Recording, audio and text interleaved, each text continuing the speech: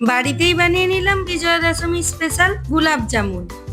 প্রথমেই বানিয়ে নিচ্ছি মিষ্টির রস। একটা কড়াতে 1.5 কাপ চিনি ও 1.5 কাপ জল দিলাম। এবার ওর মধ্যে গোটা এলাচ দিয়ে দিলাম,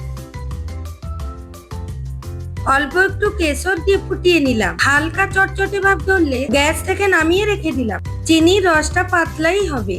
আলাদা একটি ফ্রাইং প্যান গরম করে ওর মধ্যে 1 টেবিল স্পুন ঘি গরম করে 1.5 কাপ মতো সুজি দিলাম। হালকা নেড়ে নিতে হবে, তবে লাল লাল করবেন না। ওর মধ্যে 2 কাপ দুধ দিলাম। দুধটা অল্প অল্প করে 2-3 বার দিলাম। কম ফ্লেমে কন্টিনিউ নাড়তে হবে যাতে দলা পেকে না যায়।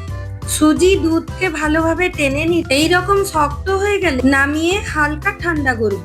হালকা গরম থাকা অবস্থায় 2 টেবিল স্পুন মিল্ক পাউডার ওই সুজির মধ্যে দিয়ে দিলাম। এবার ভালো করে হাত দিয়ে ঠেসে নিলাম।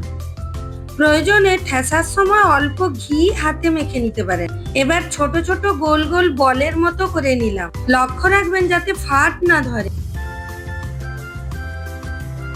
কড়াতে সাদা তেল ও ঘি গরম করে মিডিয়াম ফ্লেমে গোলাপ জামুন গুলো ভেজে নিলাম।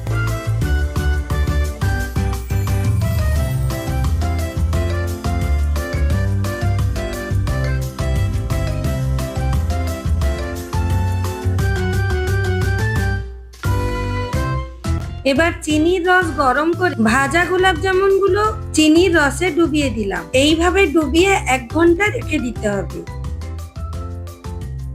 ওপরে কাজু পেস্তার কুচি ছড়িয়ে পরিবেশন করুন গোলাপ জামুন। আর চ্যানেলটিকে সাবস্ক্রাইব করুন।